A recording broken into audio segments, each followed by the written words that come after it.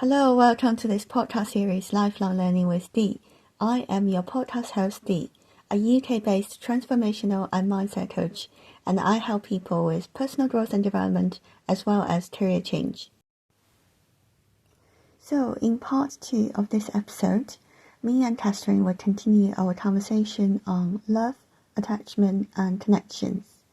If you haven't got a chance to listen to part 1, it may be worthwhile to listen to the first part first, just because there's a continuation. Anyway, without further ado, let's dive straight in. You talked about this repeat and repair, which then reminded me of breaking the cycles and not to repeat the same patterns over and over again. And I just like to add one more word, which is to release, which is the same as letting go, really. And when you are emotionally and at the spiritual level truly ready to release these energy, these emotions, and this is when you're truly ready to let it go, to detach. Oh, it's so wonderful you said that, because you immediately reminded me of one of my favorite quotes. Detachment is not that you own nothing. Detachment is that nothing owns you. And the analogy that you put with your ex, the cheating, so it is so true. You no longer had that detachment because you didn't allow that experience to own you. Whereas when you are still attached, even though, for example, you're not speaking to each other, is when you allow something in your life to hold meaning. But once something no longer holds meaning for you, you are free and you are detached from it. So I think that was beautifully said. The moment you realize, oh, okay, this person no longer means anything to me, because you have attached what that person meant for you, and it doesn't own you anymore. It's no longer holding you, I guess. And I thought that was just, a great way to just sum up detachment.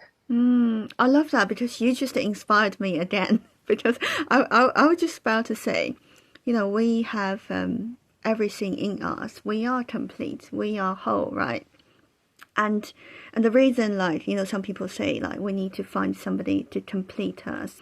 It's really an illusion, right? It's all in our mind. We let people in our life, and we feel like, oh, this person is so important to me, right? And this is when we give the power away. We let them to control us, to have the power over us. But the moment where you truly love yourself, cherish every part of yourself in you, this is where you feel like you don't need nobody in this world to complete yourself, because at the end of the day, from the start, the universe, it's just you. You're the whole universe, right? And we're all connected. I'm not saying it's all about you, but it's just we are here to experience as individuals and the collective. But until we feel we are whole, we are the universe, this is where we have this energy, we have this power inside of us. And hopefully everybody else can feel that as well. And that reminds me so much of people talking about Earth as Earth School, But I do believe that. I don't, it's very controversial. People have different ideas, but I do believe that we're definitely come here whole. We're complete. And sadly, I guess part of being in this society, part of relationships, connections, bondings, experiences, we lose parts of ourselves. It's the other way around. I feel like we've been taught that we are, I feel like society tells us that we're not whole, and we are growing up to gain experiences, have achievements, have identities, have labels, have friends, have relationships that make us whole. I feel like we've sold that idea. But it's the opposite way around. We were born whole and complete. Think about children. They don't care about whether they're enough. They don't think about whether they're worthy. They ask for what they want because innately they know that they are complete and they are whole and they can ask freely, speak freely. And it is these little traumas or big traumas and experiences in our life, depending on what it is. It could be your environment, it could be a culture, it could be your parents, it could be education, that tell us that you're not good enough, you're not lovable, you know, and then we chip away parts of ourselves. And coming back to myself, I feel so blessed that after leaving my toxic relationship, I discovered self-love, because that is probably the very first time that I got to experience what love felt like. And for me, that was the gateway for me to realize and slowly understand that I am whole from the very beginning. And having that connection to myself, it is just unbelievably comfortable, because I think a lot of us, we are actually more afraid to be alone. We are more afraid to be with our mind. We are more afraid to authentically feel how we feel because of all these negative experiences that we've had in our life.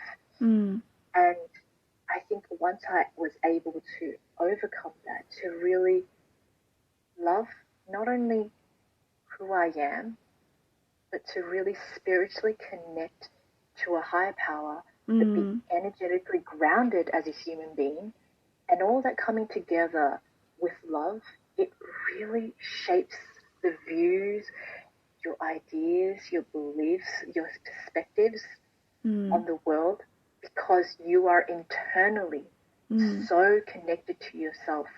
The level of trust, the level of love, the level of acceptance, it is so untouchable that the external world really, it's almost like it creates this beautiful filter where you can protect yourself from what the world can do. And the world can really break you. There are so many experiences that can break you.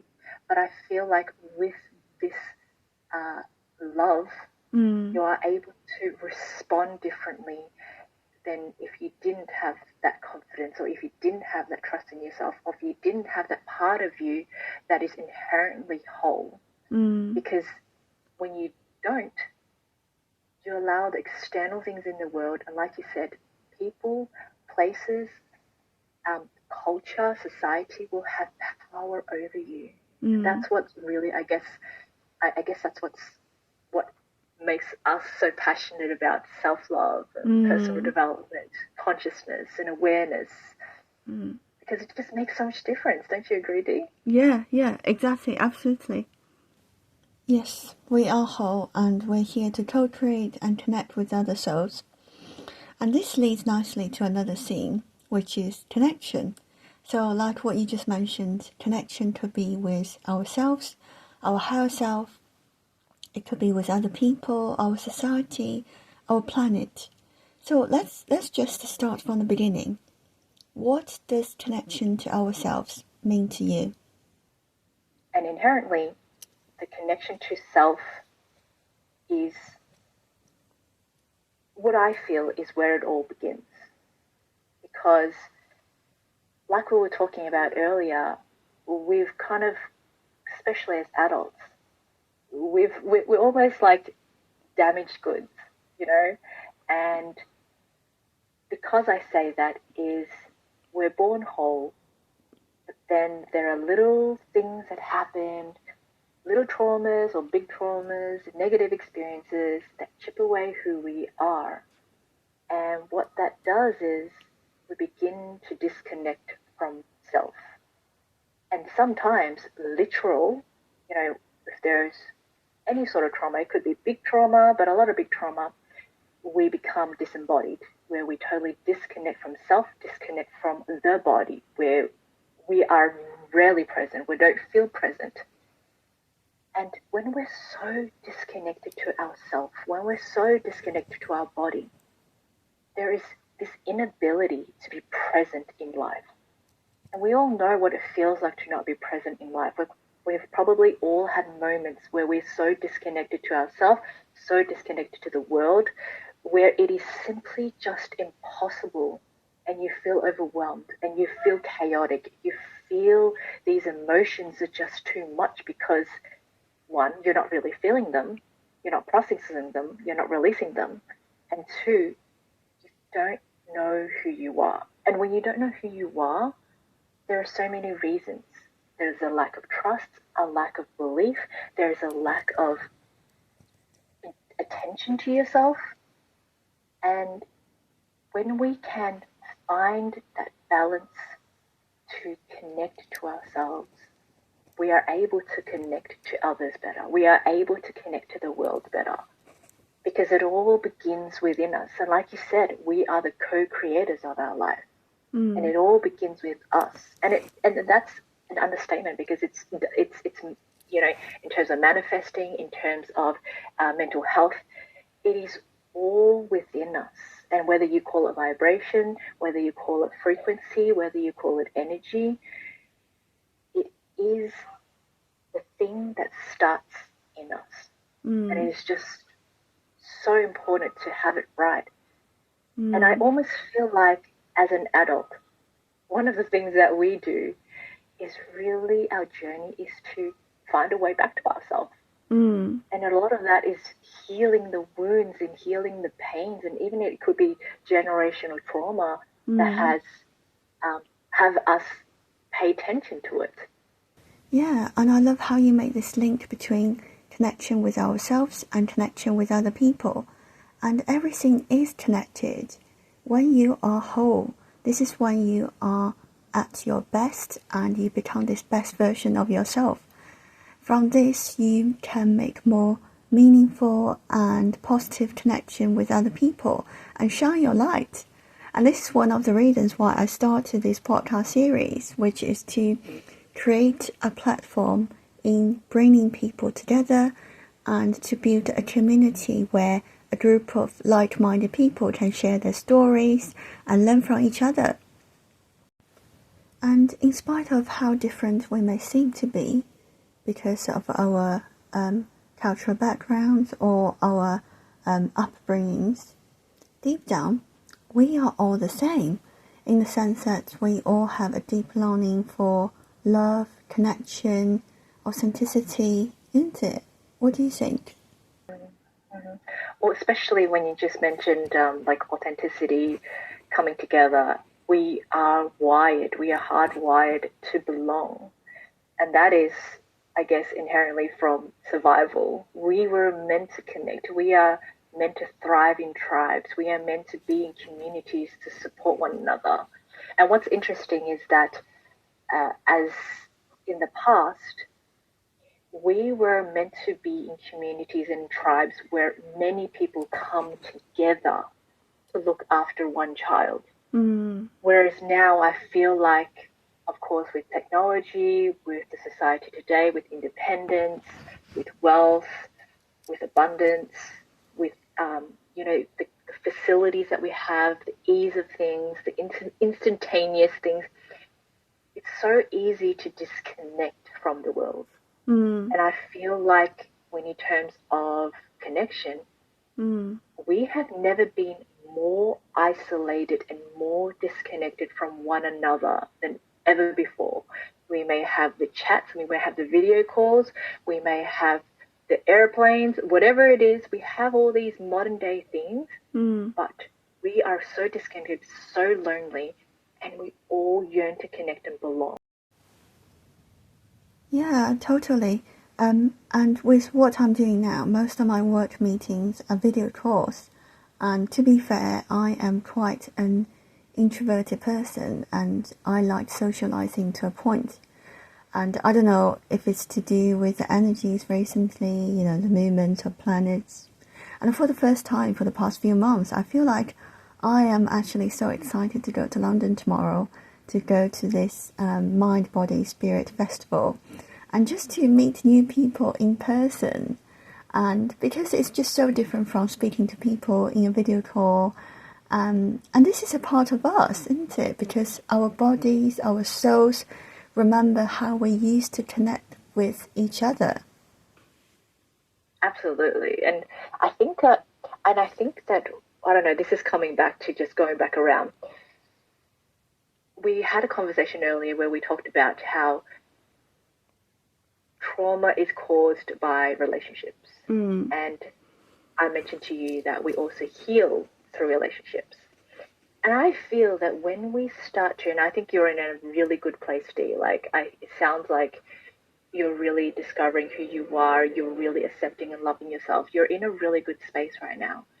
So despite, yes, you identify yourself as an introvert, but in a sense, when we are connected with the right people, or we know that we're going to be able to connect with the right people, regardless whether extrovert, introvert, we're all the same. We just want to connect.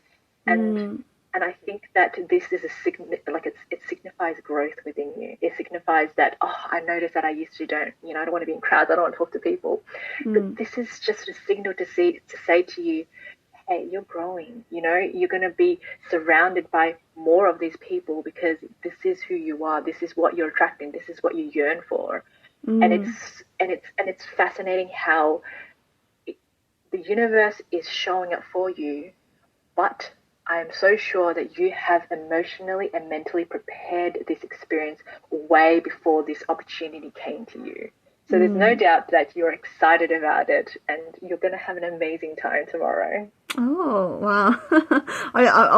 I'm still trying to kind of getting to that stage of wholeness, and I think it kind of come and go, isn't it? It's like sometimes you might be in your lows, sometimes you feel like, oh, I'm so powerful, I love myself, I'm so ready, like you're really connected to your higher self.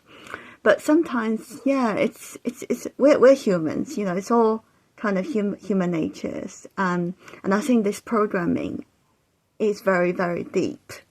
And I don't think it's a bad thing in a way. It's like it kind of made us who we are, who we were, and who we are. It's like it almost feels like we need to go through this journey from being programmed to now have this spiritual awakening, because without this journey, it's just higher self, super consciousness.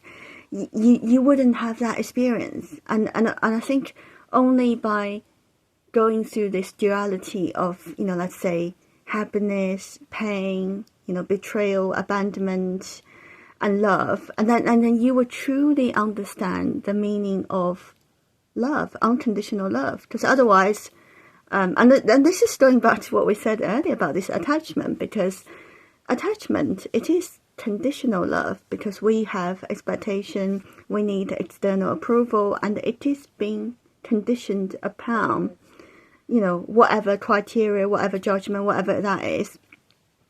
But when we truly experience this, well, when we truly experience all these emotions and gone through all the journey, and this is when we come to this enlightenment that, oh, yes, there is something there called unconditional love, and you can connect with people wholeheartedly. You can share. There's no judgment. There's no competition there. It's just give and being loving and kind and compassionate. And I guess that's the beauty of when you're able to connect with a person on a soul level. And I think everything that you just talked about now, it's that mutual connection on a soul level. And there was a podcast that I shared with you recently where one of the shaman, he is often called a guru, a teacher, a master. Yeah. And he's like, we are all brothers and sisters. We are all here simply to remind one another of our divinity. And I love that, because he says, I'm not above you. You're not below me. We are simply here on earth to just remind each other of our divinity. And I feel like when you connect with a person from soul to soul, when you no longer, not that you're not in the body, of course, we're always in our body, but as in when you're able to connect spiritually, there is this element of we're the same, we're one. I'm not high, I'm not lower, and we're able to connect without, like you said, having this attachment to this 3D world. And I feel like those connections are the ones that really transform our lives, and it brings so much change, and it could be the catalyst for the things that we need to experience in this life, especially like yourself. You know, you have so many, best case like I said is wild experiences where not everyone gets to, but you know, you've been given this opportunity to, and sometimes it is simply just there to remind you of your divinity, just to remind you that you are human, but you are also a spiritual being just having a human experience, and you're here to learn, you're here to grow, you're here to really just learn everything. For example, like I remember there's people often talk about it, I can't remember if it's a concept, but one of the signs of recovering from trauma is when you can start to perceive your trauma as a gift. And I have had the fortunate experience to experience that, so I deeply resonate with that, because all the things that I experienced, all the abuse, the emotional, the physical, the mental, the financial abuse that I experienced, if I was rawly, honestly speaking to someone about this, it would be unbelievable to say to someone that that is a gift. But I actually got to a point in my life where I was able to not only forgive the person, forgive myself, be able to detach my identity as that person, to no longer live in that state. And of course, I'm still healing, but as in, I've had enough healing that I can truly say to myself that it was a gift, because it was the catalyst for and the reason for being that I love myself so much. Because had I not experienced that, maybe I would not have loved myself so deeply. And I think that that is such a beautiful gift. Yes, was it painful? Do I want to go through it again? Probably not. But the result of that was such a gift. And I think that in this human experience, there's no better experience. And I think that's what we're here for. It's almost like a completion, you know, going back to what we talked about.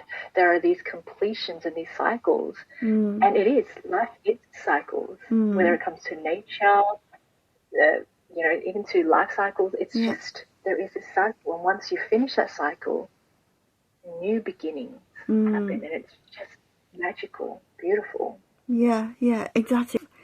But anyway, I think, oh my God, I feel really bad about this because it's currently probably 1 o'clock, 1 a.m. for you now, isn't it? And I've been keeping you for too long. And is there anything you'd like to share before we wrap up today?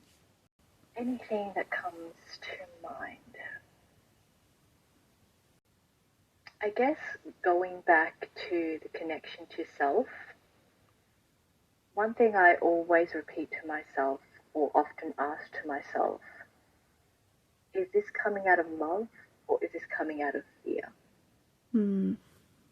And I feel like with many things, if you are able to genuinely go inside and ask yourself that question for, you know, the big things in your life or the small things in your life, it helps you be a guiding light to whether that particular thing you're questioning or asking or wondering about, whether it is coming out of love or it's coming out of fear.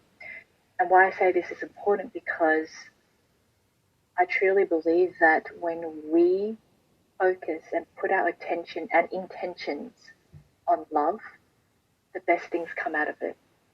It's almost like the analogy of you putting a seed in, and whether it grows into a beautiful tree or it grows into a weed, that is upon you.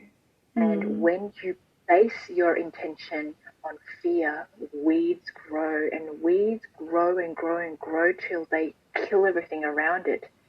And so sometimes And it's, as we all know, we don't always have the right answers. We don't know if the decisions we make are the right ones.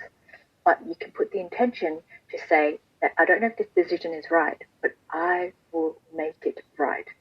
And that is always through love and not through fear. Mm.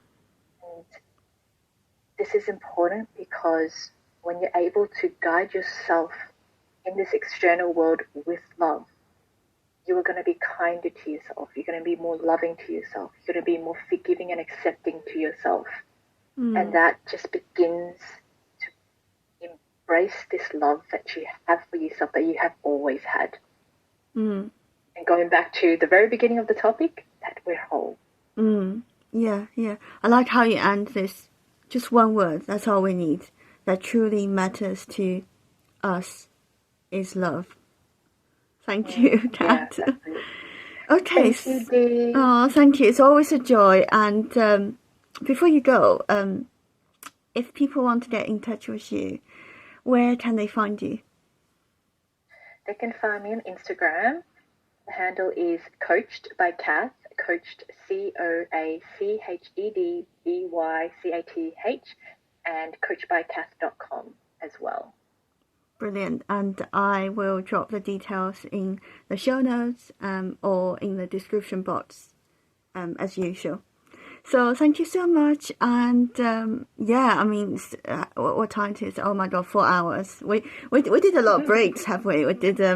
I even invented this word.